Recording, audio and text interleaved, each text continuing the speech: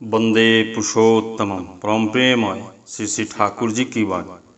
आलोचना प्रसंग प्रथम खंड से एकांश 11 चैत्र 1347 मंगलवार 25 मार्च 1941। श्री श्री ठाकुर निर्वृत निवास पावना केंद्र सत्संग में केष्टोदा सत्येंदा आदि के साथ विभिन्न विषयों पर आलोचना कर रहे थे। आहार के विषय में श्री श्री ठाकुर ने कहा, भात सानकर माँ जो आप लोगों को हाथों हाथ कौर बनाकर देती थी, उतना कम खाने पर भी आप लोग बहुत स्वस्थ थे, कितना काम कर लेते थे। पहले की तरह आजकल काम नहीं होता है। उस समय रात में भी खूब जोर शोर से काम होता था। संध्या के पहले ही रोशनी जलाई जाती थी। रोशनी जलाकर सारी रात काम चलता रहता था। उस समय आप लोगों को दिन रात का कोई ज्ञान नहीं रहता था। भूत की तरह मेहनत करते थे। भोजन भी तो बहुत थोड़ा मिलता था। इसलिए मुझे ऐसा प्रतीत होता है कि दिल में यदि इष्ट के लिए नशा तथा संवेग रहे तो अल्प आहार में भी मनुष्य का काम चल सकता है और उसमें वह स्वस्थ और कर्मठ रहता है। यदि वैसा नशा कम रहता है, यदि मन भोग की दिशा में जाता है, उसी समय उस भोग का उपकरण चाहे जितना बढ़े, कुछ भी शरीर में नहीं लगता है। प्रकृति पुष्टि संचार नहीं करता है, प्रत्युत आलस्य अवसाद रोग बलाई ही बढ़ते रहते हैं। जो जितना ही प्रत्याशाहीन है, सुनिष्ठ और कर्मोन्नत है, वह उतना ही सुखी होता है। जिन्हें प्रत्याशा नहीं है, वे थोड़ा बहुत पाकर भी खूब खुश रहते हैं। नहीं पाने पर भी कोई अफसोस नहीं रहता है। किंतु जो प्रत्याशा पीड़ित है, वे किसी में भी संतुष्ट नहीं हो सकते, इसलिए उन्हें सुख प्राप्त नहीं होता है।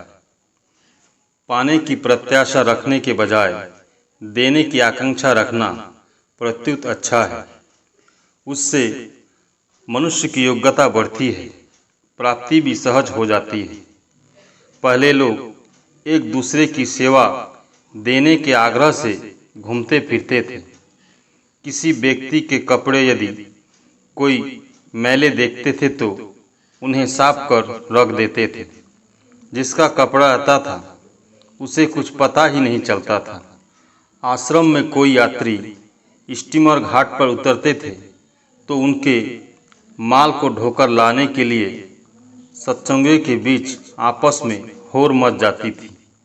कोई बीमार पड़ता था तो उसकी खबर लेने के लिए इतने लोगों की भीड़ हो जाती थी कि उसे रोकने के लिए नोटिस देनी पड़ती थी। मैं उस समय किसी की सेवा नहीं लेता था, प्रत्युत सभी के लिए जहाँ तक संभव होता था अपने हाथों से करता था।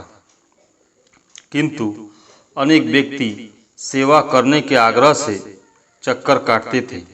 यदि उन्हें कोई ऐसा मौका नहीं मिलता था तो वे क्षुब्ध हो जाते थे, रोना धोना आरंभ कर देते थे। इच्छा नहीं रहने पर भी ऐसी परिस्थिति में किसी किसी क्षेत्र में मुझे सहमति देनी पड़ती थी। बाद में जब बीमार पड़ गया तो दूसरे की सेवा लेने को बाध्य हुआ। उस समय से ही यह चालू हो गया। मैं तो पहले यह समझ ही नहीं पाता था कि दूसरे की सेवा लेने का मुझे भी कोई प्रयोजन है। श्री श्री ठाकुर दीप्त आवेग से कहने लगे। कहने का सारांश यह है कि तुम लोगों में से कुछ व्यक्ति भी ठीक हो जाए तो उनसे ही काम बनेगा। विश्वास ही बड़ी चीज है और यह कोई कठिन बात नहीं है। इसी क्षण में ही नैतिकता की मोर घुमा देना, हाँ बोलना, चाल चलन और कथनी करनी उसी अनुसार होना, दुख कष्ट के लिए प्रस्तुत रहना, इतने में ही काम चल जा सकता है। ऐसा विश्वास रहना चाहिए कि यदि कोई शरीर को टुकड़े टुकड़े भी कर डाले तो वे टुकड़े आयन लहक कहते रहेंगे। उनकी आंखें चमक रही थी, चेहरे पर विश्वास की दिव्य ज्योति थी और थी स्वर में तीव्र प्रेरणा की त्रित दीपना। वे अपूर्व भंगिमा में बातें करते हुए कहने लगे, लोग मुझे अवतार कहते हैं, यह मुझे पसंद नहीं।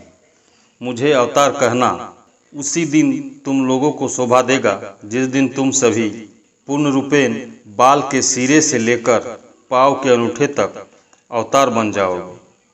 रामकृष्ण ठाकुर चैतन्य देव आदि को जो अवतार कहते हैं, मैं समझता हूँ कि वे ऐसा कहकर उन्हें ठट्ठा कर रहे हैं। उनकी स्वार्थ प्रतिष्ठा के लिए बिना कुछ किए उनके इप्सित पथ पर न चलकर उल्टे पथ पर चलते हुए केवल मुंह से उन्हें अवतार कहते हैं। आजकल के रसगुल्लों की तरह अवतार शब्द चालू हो गया है, उसकी मर्यादा कम गई है। पहले का रसगुल्ला तो तुमने खाया नहीं है, इसलिए मैं अवतार शब्द व्यवहार करने के बजाय प्रियपरम कहता हूँ। उसमें आत्मीयता का बोध है। यदि कोई सभा में खड़ा होकर इष्ट के विषय में बोले, तुम मेरे हो, तुम मेरे हो, तुम मेरे हो, ऐसी युक्ति हजार हजार लोगों के हृदय को स्पर्श कर आकुल बना दे सकती है। श्री ठाकुर ने बातें करते हुए कहा, चाहे कोई जिस धर्म का धर्मावलंबी क्यों न हो, यदि उसके वंश में प्रतिलोम सम्मिश्रण नहीं हुआ हो तो उसकी वंशानुक्रमिक जीविका अभ्यास आचार व्यवहार के अनुसार उसका वर्ण निरूपण कर वर्णाश्रम की विधि के अनुसार उसे परिचालित किया जा सकता है। वर्णाश्रम एक वैज्ञानिक विषय है। यह सार्वजनीन है। सहजात संस्कार के अनुसार समाज की वृत्ति, निर्वाचन, श्रेणी, विन्यास एवं वैधि विभाग के द्वारा वंशानुक्रमिक वैशिष्टों को धारावाहिकता में अक्षुण्ण रखकर वंश परंपरा में प्रगतिपन्न कर देना ही है इसकी मूल बात। यदि संसार के हर समाज को इनके वैशिष्ट की आपूर्ति कर विधिवत रूप से सजाया जाए तो विहित अनुलोम कर्म से पारस्परिक परिणय संबंध भी कायम किया जा सकता है। पूर्वमान एक आदर्श एवं अनुलोम विवाह जिस तरह एक राष्ट्र को एक सूत्र में बांध देता है, उसी प्रकार सारे संसार को भी पारस्परिक वैशिष्टानुसार संहति के संहत और एकबद्ध कर सकते हैं। परमपिता की दया से विश्व शांति का ऐसा जो मौका मिला है, यह बिल्कुल ही चरम मौका है। यदि इन बातों को दिमाग में रखकर काम में लग जाओ तो शांति आएगी ही। 12 चैत्र 1374 बुधवार 26 मार्च 1941। प्रफुल्ल दास के घर में बाहर से परिवार सहित एक सत्संगी भाई ठहरे हुए हैं। जो ठहरे हुए हैं वे टीबी के रोगी हैं। इसलिए श्री ठाकुर ने तीसरे पहर में प्रफुल्ल को घर के अंदर बुलाकर कहा, तुम लोगों के लिए ही मेरी सारी चिंताएं हैं। यदि तुम लोग सावधान नहीं होते हो तो मेरी बेचैनी की कोई सीमा नहीं रहती है, आतंक में नहीं कटता है। सदाचार के विषय में खूब होशियार होना चाहिए, अन्यथा कहाँ से कैसा संक्रमण आता है, क्या उसका कोई ठिकाना है। उस रोगग्रस्त भाई को समझाकर कहना कि वह सभी के साथ नहीं मिले, स्त्री बाल बच्चों से दूर रहे। कहोगे तुम तो अच्छे हो जाओगे, दवा खा रहे हो, यदि बाद में दूसरा आक्रांत होगा तो सभी का सत्यानाश होगा। इस प्रकार समझाकर कहोगे जिससे उसके दिल में कोई चोट नहीं पहुँचे। श्री वर्मा वहाँ पर थी। उन्होंने भी अच्छी तरह समझाकर कहा कि किस प्रकार कहना चाहिए। 13 चैत्र 1347 बृहस्पतिवार 27 मार्च 1941।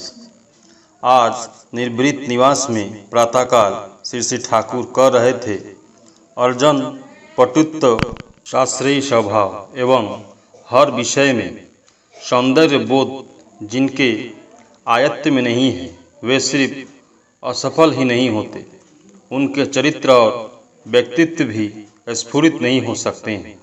अर्जन पटुत्व का अर्थ है कार्य सिद्ध करने की बुद्धि, जो एक उद्देश्य से एक कार्य में हाथ लगाकर बीच में ही विभ्रांत होकर विरत होते हैं या लव्य वस्तु को प्राप्त किए बिना दूसरी ओर ध्यान देते हैं। ऐसे व्यक्तियों में विकृति की संभावना रहती है जो शास्त्रीय नहीं है। ऐसे व्यक्तियों में दरिद्र व्याधिग्रस्त होने की संभावना अधिक रहती है। व्यर्थ में अधिक खर्च और बर्बाद करना उनका स्वभाव बन जाता है। वे किसी कार्य की उन्नतर परिचालना करना भुला जाते हैं। ऐसे श्रीहीन स्वभाव के फलस्वरूप मानसिक और संपदागत दैन्य उन्हें घेरे रहते हैं। शास्त्रीय बनने के लिए कितना माथा, बुद्धि, विवेचना और नियंत्रण कौशल लगाना पड़ता है, उससे मनुष्य बढ़ता है। किंतु जो अनायास व्यर्थ में नियंत्रण कौशल लगाना पड़ता है, उससे मनुष्य बढ़ता है। किंतु जो अनायास व्यर्थ में बहुत कुछ नष्ट कर देते हैं, उनकी बुद्धि, वृत्ति, शक्ति, सामर्थ्य भी बहुत ढीले और हीन बने रहते हैं। जिन्हें सुंदर का बोध नहीं है, ऐसे व्यक्तियों में और विशृंखल और संहत होने की संभावना रहती है।